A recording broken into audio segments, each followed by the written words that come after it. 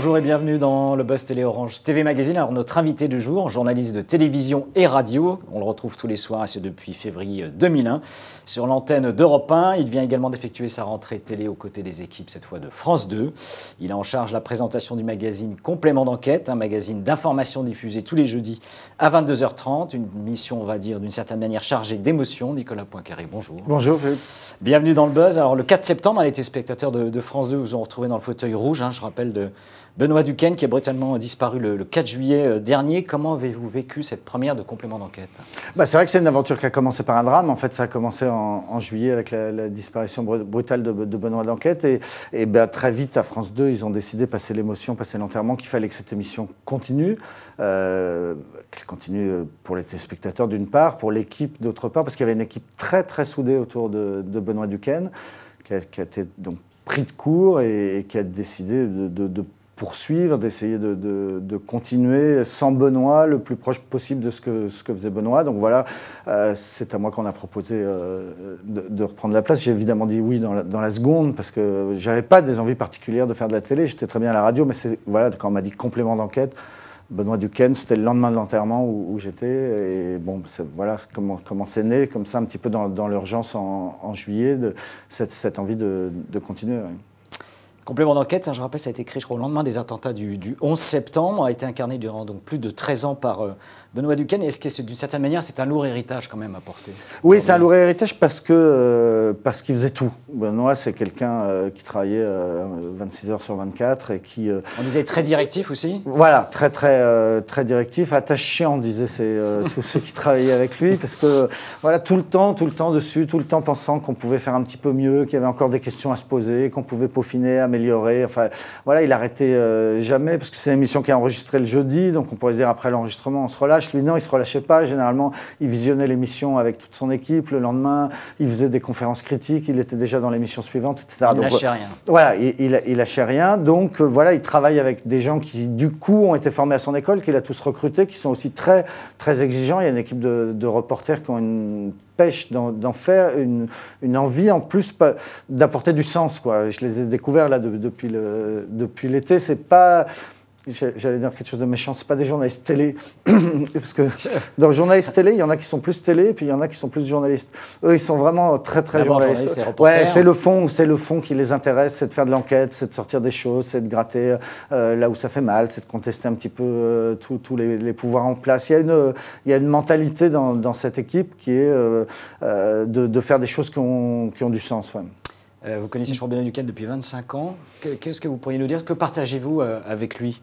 Vous partagez avec lui encore aujourd'hui, d'ailleurs. Ouais, je pense qu'on était reporters au départ. On s'est connus, jeunes reporters. Moi, j'étais à France Info, lui, il était à Europe 1. On se retrouvait au milieu de la nuit sur des feux de poubelle, des faits divers, des accidents de la route, enfin, toutes sortes de choses qu'on fait quand on est jeune reporter, et ça crée des liens.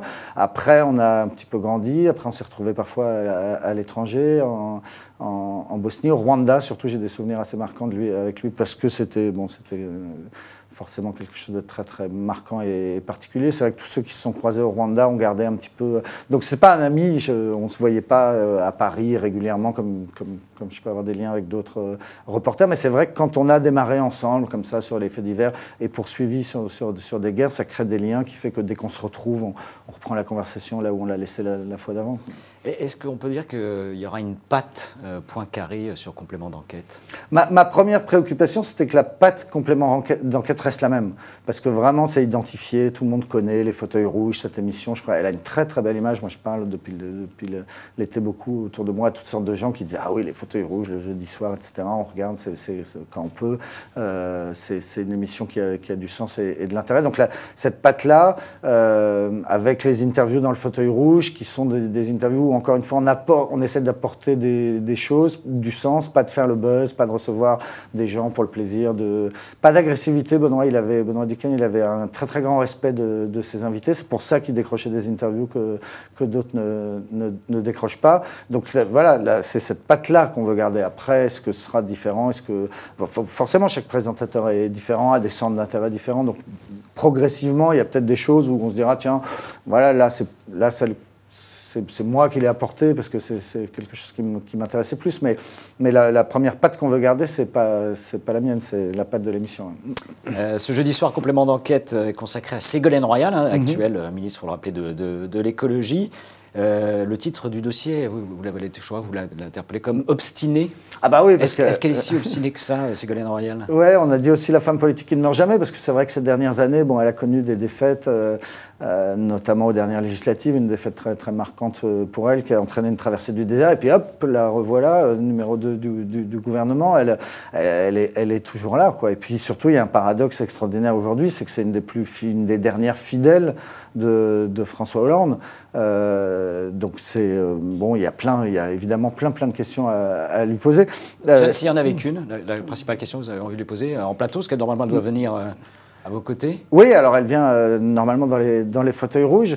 Il y en a plus qu'une des questions qu'on a envie de lui poser. Il y aura d'abord tout un document de 52 minutes sur son parcours, vraiment toute sa vie, sur le thème de ses rebonds, de son caractère très particulier, mauvais caractère parfois, etc. Donc bon, l'interview, c'est d'abord de commenter ce parcours quand même un petit peu atypique, et puis comment, par les hasards extraordinaires de la vie, elle se retrouve aujourd'hui que François Hollande est quand même un peu lâché par son aile gauche, par ceux qui ne payent pas leurs impôts, par l'opinion, par les sondages, enfin il est un peu lâché de partout, et elle se retrouve un peu en première ligne à être une des fidèles, alors que lui n'a pas toujours été fidèle. Donc il y a vraiment un paradoxe sur lequel j'espère qu'elle voudra bien revenir un petit peu et expliquer comment voilà, les hasards de la vie politique font qu'elle se retrouve aujourd'hui à être une des dernières à le soutenir.